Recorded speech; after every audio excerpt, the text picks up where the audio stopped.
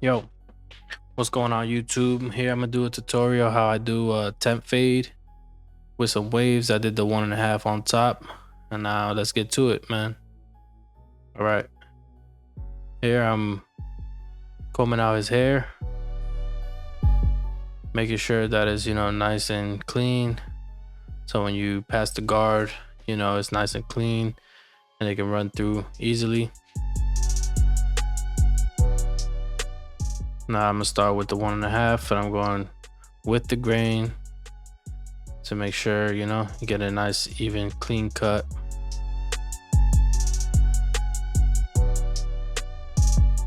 Usually I don't like to go right on the crown, right in the area where the waves start. I try to keep that a little darker. Sometimes if you go over that spot, it can leave the whole spot lighter than the rest, even if it's the same guard. But you just want to go with the angles and the pattern that the hair grows.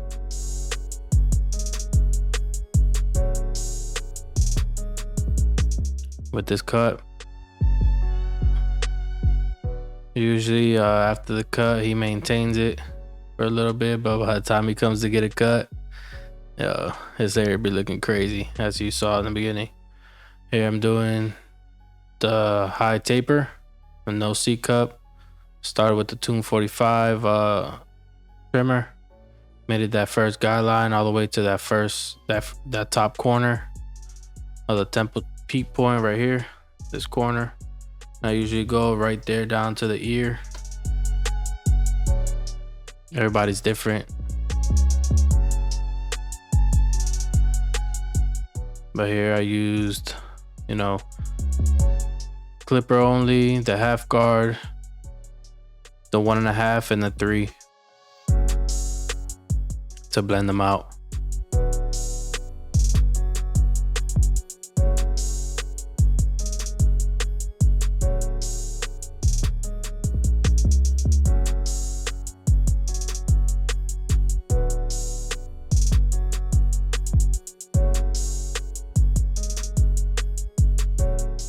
Remember, you can always use a higher guard to make sure that you don't go higher than you want. Use a higher guard and start with the lever open, and then slowly bring the lever down so that you can feel and see when it's cutting, and you can hear it. With these Saber IIs with the echo blade, you can really hear the crunch. So every time you adjust the notch and you bring it down, you can hear if it's cutting hair or not. So that's a good help. It's a good indicator to show you that, all right, I can close the lever down one, or even move to a smaller guard. For instance, if you have the 1.5 guard closed and you hear that it's not cutting nothing, you can use the 1 or the half lever open, and you start using that. Use the corners to fade down, and if you hear that it's not cutting, close it down halfway. If you feel and see that it's not cutting anything, close it all the way, and you gradually you fade down.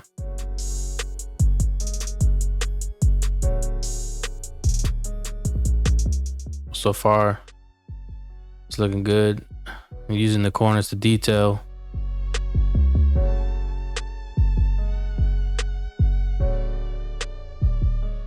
Then since I did the 1 open with the grain, I can use the half guard lever open just to get that top part to blend out, just to debulk and get it lighter. Since it's a high taper, you can bring it up a little bit.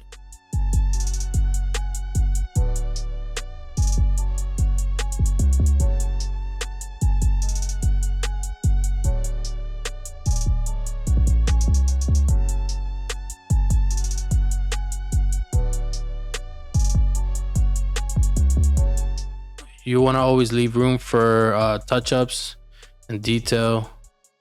I always try to cut fast and try to do the initial fade fast, and then I go back in detail. I don't know if that's just the way I cut. Some people, let's say, will take 10 minutes on doing that taper on the side, and they'll get it down packed in the 10 minutes. Me, I'll try to do that taper in like 2 minutes or less, depending on the length of the hair. And then I'll spend an extra 2 minutes detailing, right? So I can get one side of a taper done in like 5 minutes, fully detailed. Now with the back, what I like to do is follow the bottom of the earlobes in the back, and usually that's how high I take the ball line, and where I set my first guideline. Then after that, I just use the open lever, make the second guideline. And I usually want to stay in between the ear. Obviously, if you don't want to go too crazy high, but for the blend, you want to keep it no higher than the top of the ear.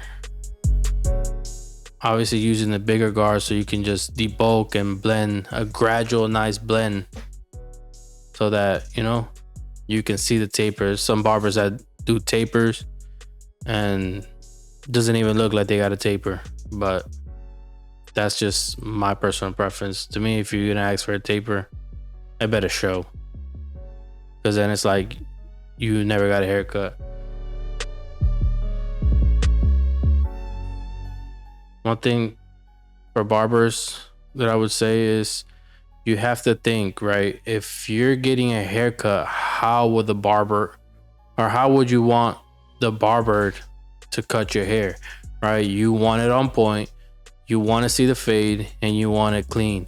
So you have to apply the same thing to the client, because that's what they want.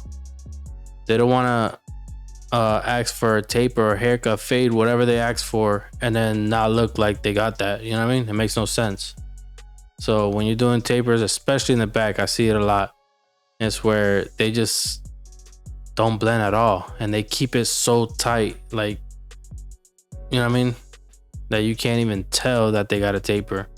Or if not, it's like from the ball line and it's a 1, and it really doesn't look good. Here in this taper, I have to work on the right side a little bit more, since he has like a cowlick, and the way that his hair grows on that side, it grows in all directions. So I kind of got to blend it up a little bit higher and extend the blend, because if I keep it low, it just won't blend right. And you'll see at the end when I get it done.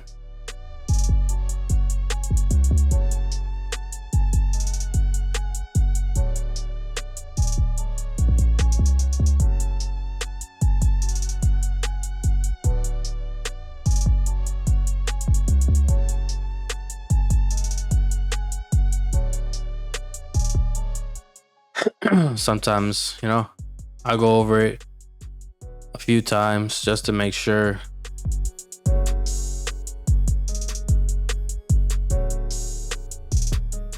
Because I visualize the haircut like if it was my haircut. So the same details that you would look for on your own haircut is what you should be giving your clients.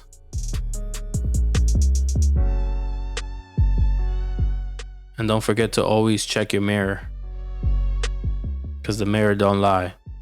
Another trick too is you can use your camera on your phone. Usually that tells and it shows all the imperfection, all the dark spots. You can really tell on a phone or a camera.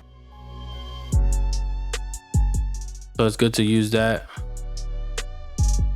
And that way, you adjust your eyes to see what the camera sees. So that way,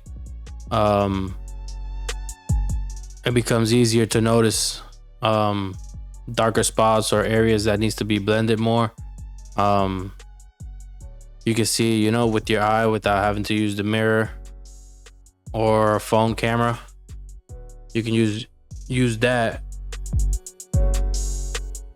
And obviously you double check, triple check with the mirror and the camera later on after the cut. Or even, after you're done with cuts, you just record your cuts and then look at them and see areas where you can kind of adjust and make it better.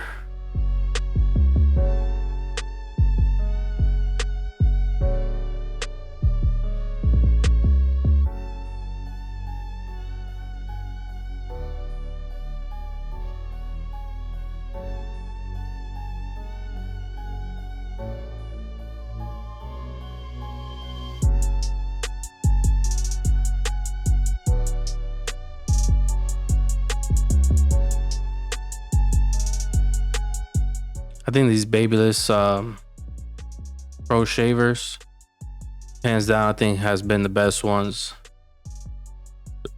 Obviously the original Walls and the Andes, they were some hitters before, but these are the Andes Pro shavers has been pretty decent, solid.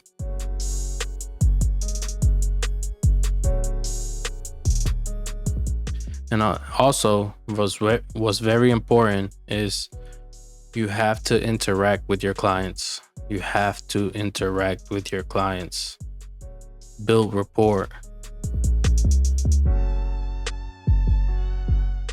Build rapport. Connect with them. Relate with them. You got to build a relationship. That's how you keep them coming back. Can you imagine just sitting in a chair for an hour? That's how much time most barbers take anyways, an hour for just a haircut. Me, I like staying under about just 45 minutes when you're doing haircut and beard. That should be like the max time. Haircut should be between like 20 minutes to 30 minutes max if you're doing a haircut.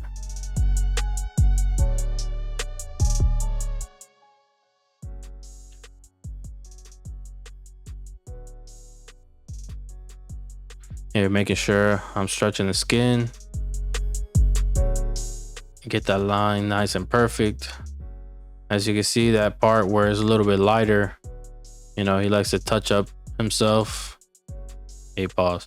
He likes to touch up himself when he can't, in between haircuts. So, clients ain't, pros at using razors. So sometimes they take that line down and then I have to yell at them to not touch their beard, because then it looks funny when I try to line it up where it's supposed to be. And then, they have that gap. But, I understand. Some people, can't get to me, or they just need a quick lineup, cleanup for work or a meeting. So they touch themselves up. So it happens. But I try to, line it as best possible where it don't look too crazy. If it's too crazy, then I'll probably recommend to lower the beard, kind of blend it in so that it don't look too crazy. Here I'm applying the foaming wax. I like using that because it gets the hair to lay flat. Put a little bit of hairspray and then I blow dry it, so it gives it that natural look but stays in place. Overall, it's just clean cut.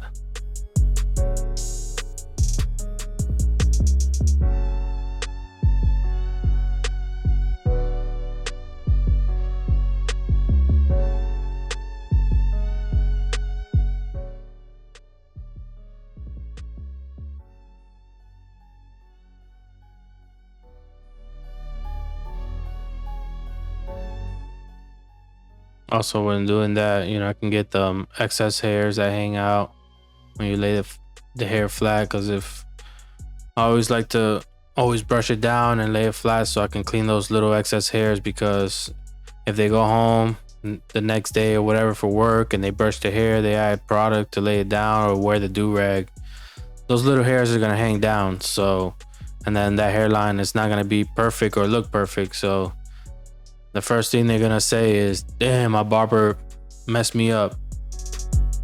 So that's why I like doing that. I always like styling the hair before the client leaves, because that way they can see how it looks before they walk out. So if they see something that they don't like, they can tell me before they leave so we can fix it. That's another important thing to do as a barber, is you want to style it and apply whatever you need to apply or what the customer is comfortable using, or what he likes, pomade, gels, mousse, whatever.